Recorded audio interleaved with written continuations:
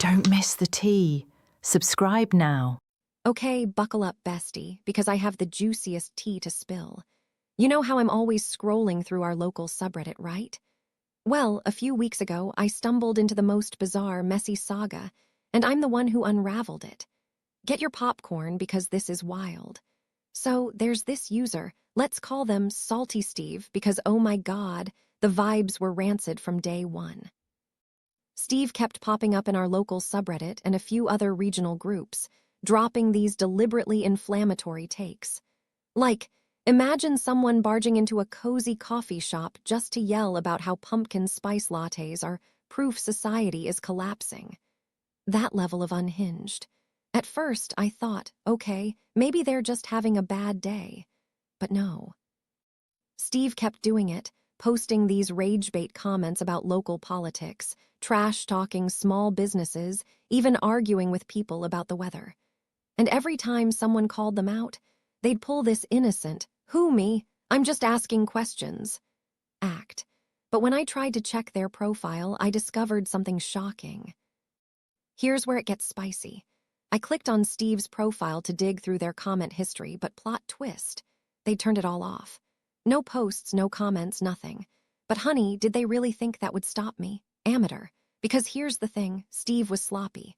Over time, they'd sprinkled little breadcrumbs of personal info all over Reddit. In one sub, they mentioned being in their late 40s. In another, they whined about the terrible public schools in a nearby town. They even bragged about working in property management once. Like, hello, you're basically handing me a map to your life, so I started connecting dots. Late 40s, property management, hometown near redacted.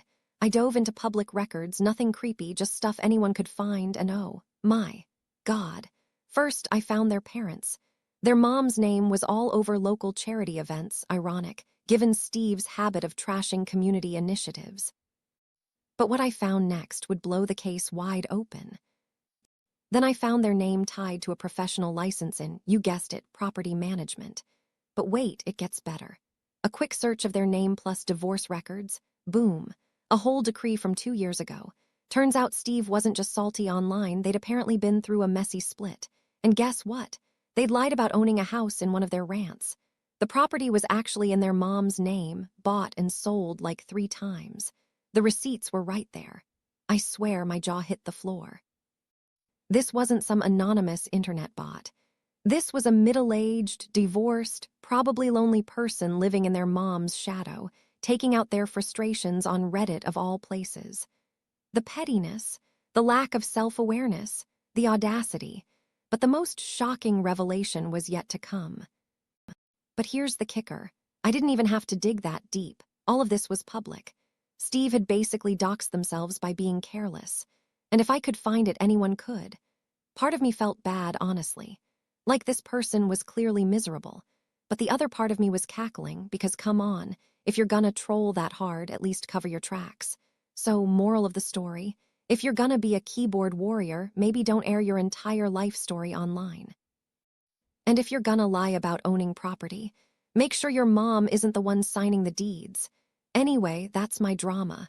What's yours? Face popcorn.